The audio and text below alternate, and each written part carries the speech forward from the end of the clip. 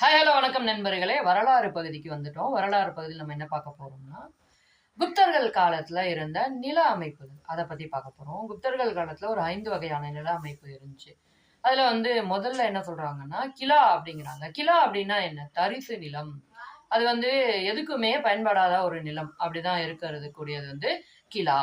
அது 2வது என்ன சொல்றாங்கன்னா, அப்ரகதா அப்படின்னு சொல்றாங்க. அப்ரகதான்னா என்ன? வனம் அல்லது காடு. காடுனாலும் வனம்னாலும் ஒண்ணுதான். அதுல காடு சார்ந்த இடங்கள் அப்ரகதா அப்படின்னு சொல்றாங்க. 3வதா பார்த்தோம் அப்படின்னா சேத்ரா அப்படிங்கிறாங்க. சேத்ரானா வயல்வெளி, அதாவது வேளாண்மை செய்யக்கூடிய நிலங்கள் அப்படிங்கிறாங்க. 4வது என்ன சொல்றாங்கன்னா வஸ்தி. வஸ்தினா குடியிருக்க ஏற்ற நிலங்கள், வீடுகள்லாம் கட்டியிருக்க அந்த பகுதி வஸ்தி அப்படின்னு சொல்றாங்க.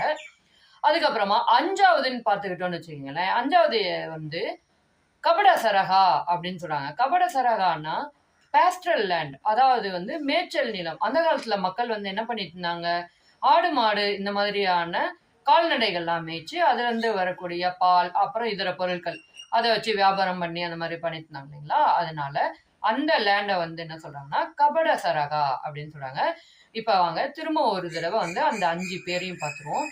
கிலா தரிசு நிலம், அப்ரகதா காடு அல்லது வனம், சேத்ரா வேளாண்மை நிலம், வஸ்தி குடியிருப்பு நிலம், கபடசரகா மேய்ச்சல் நிலம்.